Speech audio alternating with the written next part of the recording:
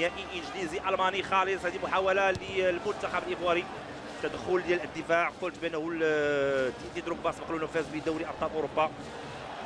هذه محاوله يوسف العربي، يوسف العربي شو غادي يعمل؟ كيسداد وهدف! جول ديدي. كنت كنتحدث على ديدي دروغبا، ولكن يوسف العربي بطريقه ديال اللاعبين الكبار وضع الكره في شباك الحارس بوبكار باري. مرتد هجومي خاطف ديال المنتخب الوطني المغربي. قلت بانه المنتخب الوطني المغربي بامكانه انه يحقق نتيجه ايجابيه اليوم. لاحظوا التمريره يعني نحو يوسف العربي، لقى فراغ كبير في الدفاع ديال المنتخب الايفواري، وهدف جميل ديال المنتخب الوطني المغربي بعد التمريرات ديال عمر القادوري نحو يوسف العربي اللي تمكن من انه يوضع الكره في شباك الحارس بوبكار باري. هدف لا شيء لفائده المنتخب الوطني. كان تدخل ديال محمد بن رابح. ديدي دروغبا قلت بانه اي خطا وضربه جزاء. يعني ديدي دروغبا قلت بانه غادي يبحث عن اي شيء داخل مربع العمليات المنتخب الايفواري. اعتقد كانت الحكم على ان هناك لمسه بالنسبه لزكريا فضال. لاحظوا حتى زكريا او زهير فضال كيقول بانه الكره لمست الصدر ديالو.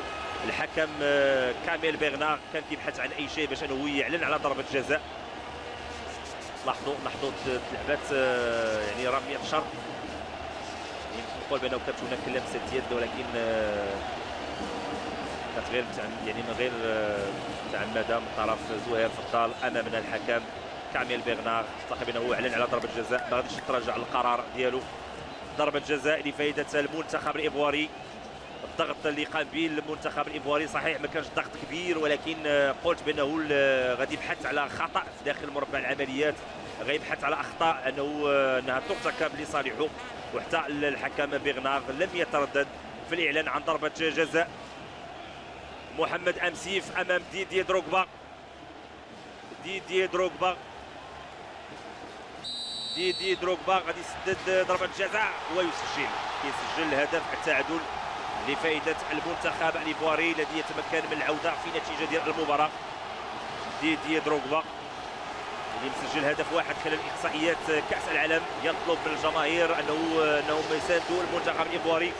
الهدف الثاني لديدي دروغبا خلال احصائيات كاس العالم، والهدف الثامن للمنتخب الايفواري طيله الاحصائيات. لاحظوا محمد امسيف مشى للزاويه اللي سدد فيها ديدي دروغبا، ولكنه ما استطاعش انه يصد الكره.